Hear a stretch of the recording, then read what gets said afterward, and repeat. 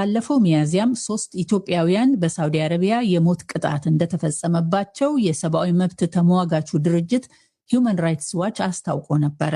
የሞት ቅጣት ተፈርዶባቸው በሳውዲ እስር ቤቶች ቀናቸውን የሚጠባበቁ በመቶዎች የሚቆጠሩ ኢትዮጵያውያን እንዳሉ ሂዩማን ራይትስ ዋች በወቅቱ ገልጿል። አለሙ መኮንን ለዓመታት በሳውዲ እስር ቤት ሞታቸውን ከሚጠባበቁት ኢትዮጵያውያን መካከል አንዱ መሆኑን እዚያው ሳውዲ አረቢያ የሚገኘው ታላቅ ወንድሙ ኃይሌ መኮንን ለዶይቼ ቬለ ተናግሯል። ወንድሜ ነው፣ አለሙ መኮንን ይባላል። ከታሰረ 6 ዓመቱ ነው። ልጁ በሌለበት ነገር በመጣለው 3 ወር ነው። ጅዳ ነው የታሰረው። ስራ እየፈለገ ነው። ነፍሰ ገዳይ ብሎ ነው ያስገቡት። በት ነገር ነፍሰ ገዳይ አድርገውት አባትየው ማለበትኝ የሟቹ አባት ማለት ነው። ወንቦ ስራ እየፈለገ ነው ያስገቡት። ወዛ ያዙትኝ መቅጣት ተፈርዶበታል። ወስደውታል። ፍርድ ቤት ሄዶ ሞት ተፈርዶበታል። ነፍሰ ገዳዮቹ ጋር ነው ያለው። የታሰረው ጅዳ ነው ያለው። እስር ቤቱ ሽመሽ ነው የነበረው። አሁን ይቀዩት አላውቅም። አሁን አባትየው እሱ ነው የገደለው ብሎ ማለበት ሻራ የለበትም፣ ምንም ነገር የለበትም። ያው ዛሬ ነገ እያለ ሞት እየተጠባበቀ ነው ያለው ማለት ነው። ምንም በሌለበት ስራ ፍለጋ በሄደበት ሰው ገለሃል ተብሎ ከዓመታት በፊት ወንድሙ አለሙ መኮንን ሞት እንደተፈረደበት የገለጸው ኃይሌ መኮንን ወንድሙ ፍትህ እንዲያገኝ ቢጥርም እንዳልተሳካለት ነው የተናገረው። እኔም ብጮህ በቃ የሚረዳኝ ሰው አጣሁኝ። ሚዲያ ላይ ሁላ ለቀኩኝ።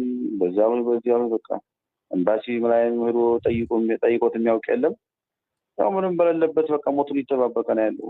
ለኤምባሲ ሄደህ ነግረሃል አንተ?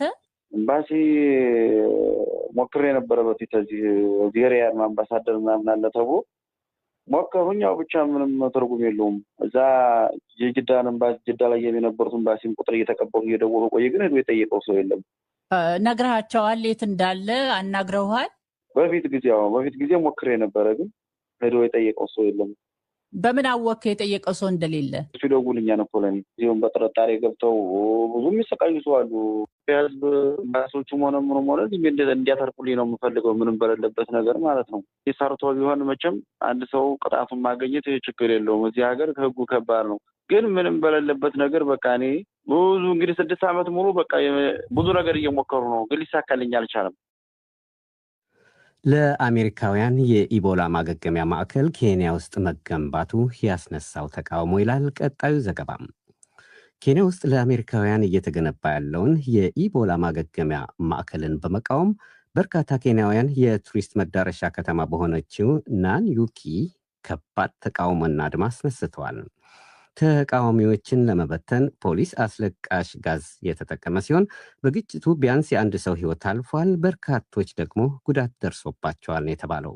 አዚብ ታደሰ ዝርዝር ዘገባ። በሆነችው ናንዩኪ ውስጥ ለአሜሪካውያን እየተገነባ ያለውን የኢቦላ ማገገሚያ ማዕከል በመቃወም በጠሩት ከፍተኛ የጎዳና ላይ አድማ ከፖሊስ ጋር ግጭት ቀስቅሷል።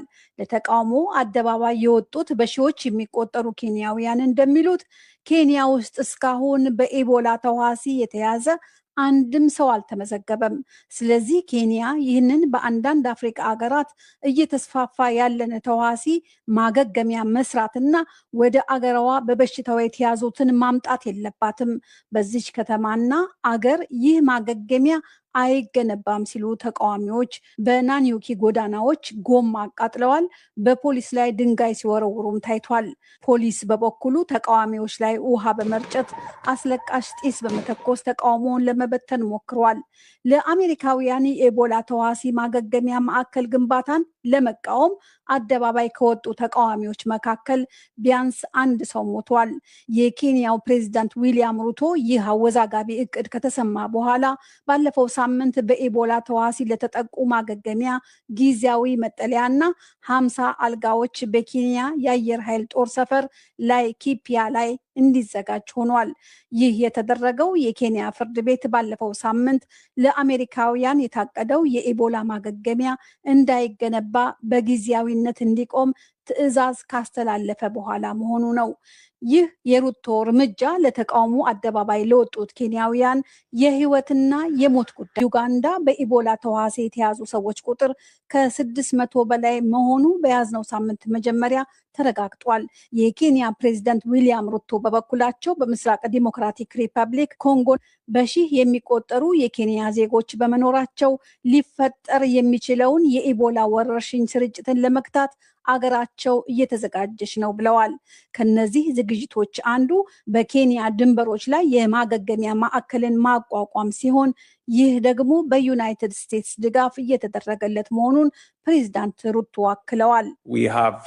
support from different countries. We have support from the United States. ይህንን ሁኔታ ለመቆጣጠር ከዩናይትድ ስቴትስ ጨምሮ ከተለያዩ አገሮች ድጋፍ እያገኘን ነው። ዩናይትድ ስቴትስ በኢቦላ ተህዋሲ ለተያዙ 23 የማገገሚያ ማዕከሎች መካከል አንዱን ለማቋቋም ዝግጁነቷን አሳይታለች። ይህንን ሁኔታ ለማሸነፍ በጋራ እየሰራን ነው። ሆኖም እንደ ናኒዩኪ ባሉ ቦታዎች ለሚኖረው ተራው የኬንያ ዜጋ በኢቦላ የተያዙ የውጭ ዜጎችን የማስተናገድ ውሳኔ ግን ያልተጤነበት ትክክለኛ ያልሆነ እርምጃ። የአውሮፓ ህብረትና የደቡብ ኮሪያ መሪዎች ባለፈው ሮብ እዚህ ብራስልስ ልዩ የተባለ ጉባኤ ያካሂደው የንግድና የኢኮኖሚ ግንኙነታቸውን ለማሳደግና የመከላከያና ደህንነት ትብብራቸውን ለማጠናከር የተስማሙ መሆኑ ተገልጿል። ከጥቂት ቀናት ቀደም ብሎ ደግሞ የቻይናው መሪ ፕሬዝዳንት ጂፒንግ ሰሜን ኮሪያ ፒዮንግያንግ ከተማ ድረስ ዘልቀው በሚሳይልና ኒውክሌር ፕሮግራማቸው ምክንያት በምዕራባውያን ተገልለውና ማዕቀብ ተጥሎባቸው ካሉት የሰሜን ኮሪያው መሪ ፕሬዝዳንት ኪም ጋር ተገናኝተው እንደዚሁ ልዩ የተባለ ጉባኤ ማካሄዳቸው ታውቋል። የቻይናው መሪ ጂፒንግ በተለይ ፕሬዝዳንት ትራምፕ ዳግም ወደ ስልጣን ከመጡ በኋላ በአውሮፓ ህብረትና አባል መንግስታቱ መሪዎች ራሳቸው ፕሬዝዳንት ትራምፕና ፕሬዝዳንት ፑቲን አንድ በአንድ ቤጂንግ ድረስ እየሄዱ የንግድና የዲፕሎማሲ ግንኙነታቸውን የሚሿቸው መሪ ሆነዋል።